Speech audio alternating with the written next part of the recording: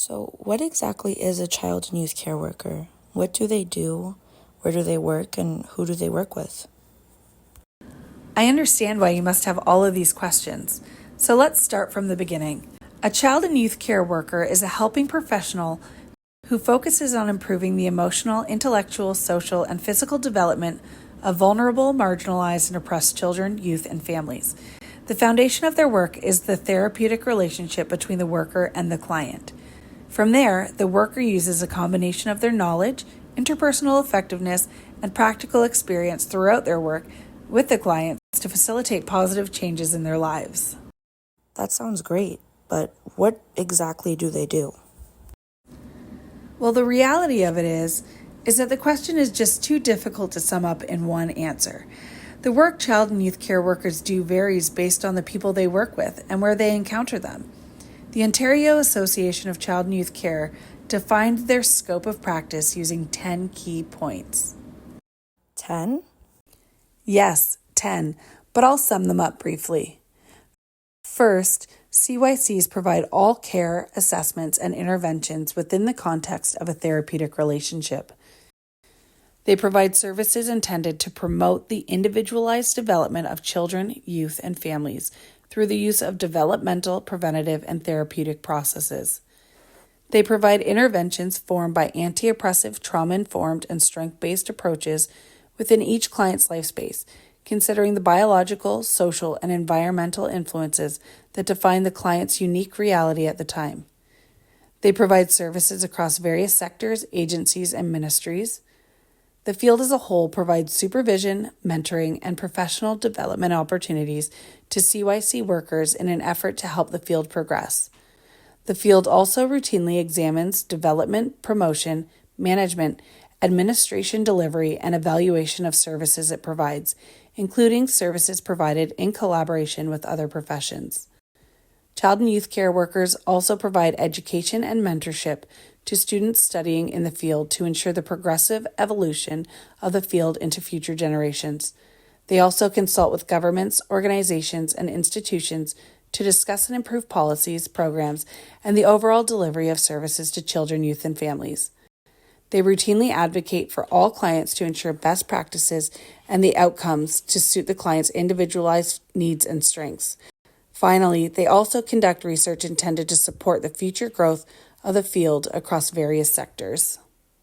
Wow, I didn't realize there were so many layers to their work. I guess based on their scope of practice that they work in a variety of settings as well? You're absolutely right. Child and youth care practitioners do work in a variety of settings, which include but are not limited to schools and school-based programs, parent education and support programs, community-based social service programs, day treatment centers, outpatient mental health programs, child welfare group homes and foster care, residential and community-based youth justice programs, residential treatment centers for substance use or mental health, and hospitals. What sort of education do they have that prepares them for this sort of work?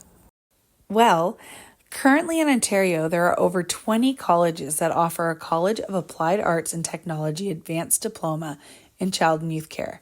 The program itself consists of 6 semesters spanning over 3 years and features a combination of academic instructions and field practicum placement.